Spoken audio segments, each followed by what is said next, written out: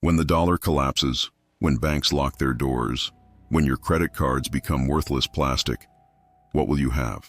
Right now, while you still can, there are 11 items you can stockpile for pennies that will become more valuable than gold itself. If you understand what's coming and you're ready to protect yourself and your family, subscribe now, because what you're about to learn could mean the difference between thriving and begging when currency dies. The world has seen this before, and it will happen again. Venezuela, Zimbabwe, the Weimar Republic, Argentina, every single time, the same items became the new currency, and those who had them survived while others starved. Let's talk about what actually works when money becomes meaningless. Salt. You walk past it every day in the grocery store. Maybe $1 for a container that could last months. You probably think nothing of it. But salt has been used as currency for thousands of years. The word salary comes from the Latin word for salt because Roman soldiers were paid in it. When hyperinflation hit Venezuela in 2018, a kilogram of salt became worth more than a month's wages. Why? Because you cannot survive without it. Your body needs sodium to function. Without it, your muscles fail, your brain stops working properly, you collapse. Beyond that, salt is the oldest food preservation method known to humanity. No refrigeration. Salt your meat. Salt your fish. Vegetables too. It stops bacterial growth. It draws out moisture. It keeps food edible for years. During the Great Depression, families who had salt could preserve their harvests and their hunts. Those who didn't lost everything to rot. Right now, you can buy 50-pound bags of salt for under $20.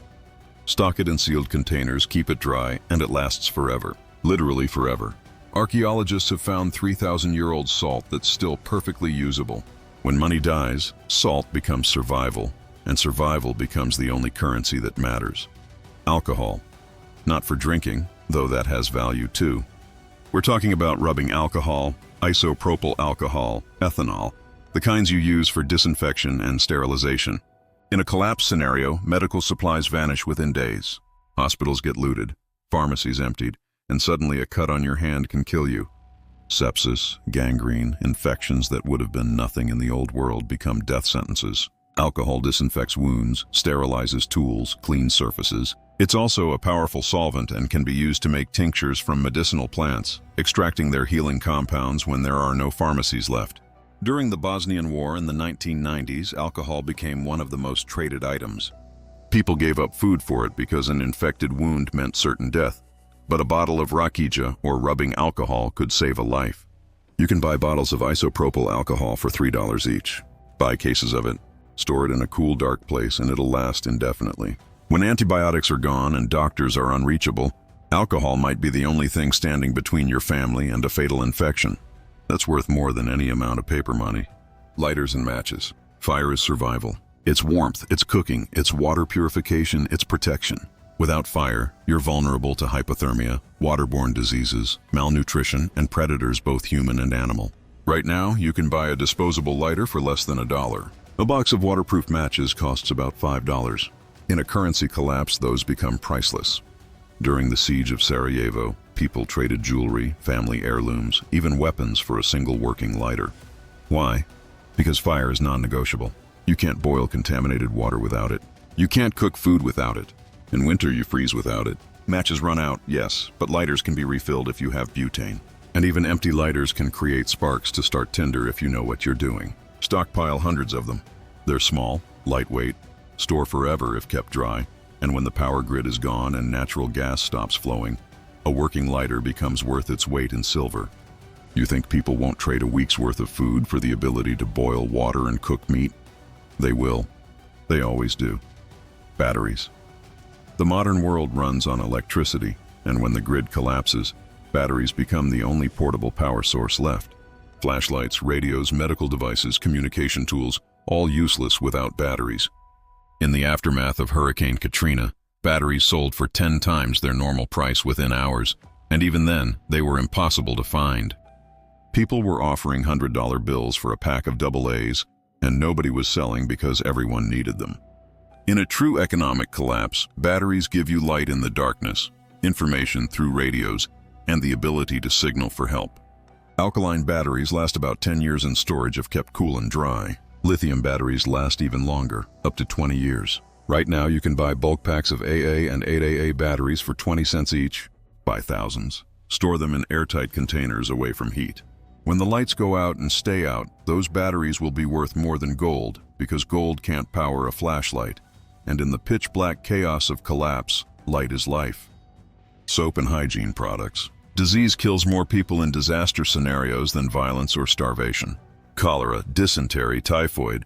These are diseases of filth, and they spread like wildfire when sanitation collapses. Soap is the simplest, most effective disease prevention tool ever created. It costs $1 a bar, and it can save dozens of lives. During the Yugoslav wars, soap became so valuable that people hoarded it like treasure. Families who maintained hygiene survived.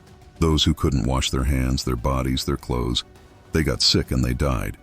Beyond disease prevention, hygiene affects morale. When you're filthy, covered in grime and sweat, you lose hope faster. You stop caring. You give up. Soap is dignity. It's health. It's survival. Stock bars of soap, bottles of liquid soap, toothpaste, toothbrushes, feminine hygiene products, toilet paper. These items are compact, last years, and when supply chains are shattered, they become essential barter goods. A single bar of soap could trade for a meal. A roll of toilet paper could buy you information. Never underestimate the value of cleanliness when the world is drowning in filth. Coffee and tea. This might surprise you, but caffeine is one of the most addictive substances on Earth, and billions of people depend on it every single day. When supply chains collapse and coffee shops close forever, that addiction doesn't disappear. It gets desperate. During World War II, coffee became so valuable in Europe that people traded family jewelry for a single pound of beans.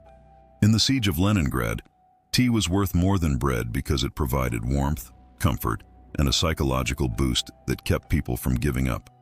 Caffeine withdrawal causes crushing headaches, fatigue, depression, and irritability. In a collapse scenario, that makes people dangerous and unproductive. But beyond addiction, coffee and tea have real practical value. They're stimulants that help you stay alert during long nights of guard duty or emergency situations. They provide warmth and comfort when morale is collapsing. They're also incredibly shelf-stable. Vacuum-sealed coffee beans last years, and properly stored tea can last decades. Right now, you can buy pounds of coffee for $10 and hundreds of tea bags for the same price. In Venezuela's economic collapse, coffee became one of the most traded items. A jar of instant coffee could trade for a week's worth of vegetables. A box of tea bags could get you medical supplies. When people are exhausted, demoralized, and craving the one substance that kept them functional in the old world, coffee and tea become worth their weight in gold. Stock it now while it's cheap, and you'll have one of the most desired barter items when everything else runs out. Candles. Electricity disappears fast in collapse scenarios, and candles provide light, heat, and comfort. They're ancient technology, simple and reliable. A basic emergency candle burns for hours and costs less than $1. In Venezuela's economic freefall, candles became so valuable that people started making them at home from any wax they could find. Blackouts lasted days, then weeks, then became permanent in some areas. Without candles, families sat in darkness, unable to see, unable to function, unable to stay sane. Darkness does something to the human mind. It breeds fear, paranoia, despair. Candles push that back. They also provide enough heat to warm a small space in an emergency, and you can even cook over them if you're desperate. Stockpile long-burning emergency candles, tea lights, pillar candles. Store them away from heat and they'll last indefinitely. Wax doesn't spoil. When the power is gone and batteries are depleted, candles become the only light left, and people will trade almost anything for a few hours of illumination. Plastic sheeting and tarps. Shelter is one of the rule of threes in survival. You can die from exposure in 3 hours in harsh conditions. Plastic sheeting and tarps are lightweight, cheap, and incredibly versatile. A heavy-duty tarp costs about $15 and can be used to build emergency shelters, collect rainwater, cover broken windows, create ground barriers, protect supplies from moisture, and dozens of other applications. During the aftermath of the 2010 Haiti earthquake, tarps became one of the most sought-after items. Thousands of homes were destroyed, and people were desperate for anything that could provide protection from the elements. Tarps were traded for food, water, medicine. In a collapse, your home might be damaged or destroyed. You might need to bug out. You might need to shelter displaced family members. Plastic sheeting is the difference between exposure and survival. Buy multiple sizes, store them folded and dry, and you'll have one of the most practical barter items available. A single tarp could trade for a week's worth of food because without shelter, food doesn't matter. You'll be dead from hypothermia before you starve. Bleach. Water purification is life or death in collapse scenarios. Contaminated water spreads cholera, dysentery, hepatitis, parasites, and dozens of other killers. Boiling water works, but it requires fuel, time, and fire, which isn't always possible. Bleach is faster, easier, and incredibly effective. 8 drops of unscented household bleach per gallon of water. Wait 30 minutes and you've killed almost every pathogen. A gallon of bleach costs about $4 and can purify thousands of gallons of water. Beyond water purification, bleach disinfects surfaces, sanitizes toilets and waste areas, cleans wounds in emergencies, and prevents disease outbreaks. During the Flint water crisis, bleach became a critical tool for families trying to make contaminated water safer. In a total collapse, municipal water treatment stops, wells get contaminated, rivers become sewage channels. Bleach becomes essential. Store it in its original containers, keep it cool and away from sunlight, and replace it every year because it degrades over time. But while it's good, it's liquid gold. When water kills and bleach saves, people will trade anything for a bottle. Food, tools, labor, information, anything. Because without clean water, you're dead in 3 days. Duct tape. It's a joke in preparedness circles, but it's true. Duct tape fixes everything. It's strong, waterproof, adhesive, and versatile beyond belief. A roll costs about $5 and has 1,000 uses. Repair torn clothing, patch holes in tarps, seal windows, secure shelters, create makeshift bandages, fix broken tools, bind materials together, mark trails, reinforce gear. The list is endless. During the Apollo 13 mission, duct tape literally saved the astronauts' lives by helping them jury-rig a carbon dioxide filter. If it's good enough for NASA in space, it's good enough for you in collapse. In Bosnia, duct tape was traded constantly because everyone needed it. Homes were damaged, gear was breaking, clothes were tearing, and duct tape was the universal fix. Store multiple rolls in sealed bags to prevent the adhesive from drying out, and you'll have one of the most useful barter items imaginable. When everything is falling apart, the ability to repair and reinforce is worth its weight in gold. People will trade food, water, services, anything for a roll of duct tape when their shelter is leaking and their boots are falling apart. Seeds. This is the long game, the ultimate survival item. When the food supply collapses, when stores are empty and trucks stop running, the only food left is what you grow or hunt. Seeds are life. Heirloom seeds, specifically. Non-GMO, non-hybrid seeds that produce plants that make more seeds. You can replant them year after year. Right now, you can buy thousands of heirloom seeds for $50 or less. Beans, tomatoes, squash, peppers, lettuce, carrots, herbs. Everything you need to grow a survival garden. In the Great Depression, families who had seeds and knowledge survived. Those who didn't starved. In the Venezuelan collapse, seeds became incredibly valuable because people were desperate to grow their own food. Urban families started tearing up lawns and planting vegetables. Those with seeds had power. Those without had dependency. Seeds store for years if kept cool, dry, and dark. Vacuum sealed and frozen, some seeds last decades. When currency is dead and food is scarce, seeds become the new wealth because they produce food indefinitely. A packet of tomato seeds could trade for a month's worth of meals because those seeds will produce tomatoes season after season, year after year. It's renewable wealth in a world where nothing else renews. These 11 items, salt, alcohol, lighters, batteries, soap, coffee and tea, candles, tarps, bleach, duct tape, and seeds are available right now for almost nothing. You can walk into any store and buy them without question. But when the economy collapses, when hyperinflation destroys the dollar, when supply chains shatter and stores close forever, these items become the new currency. History proves it. Every economic collapse, every war, every disaster, the same pattern repeats. The people who prepared, who stockpiled the right items, who understood what holds value when money dies, they survived. They thrived.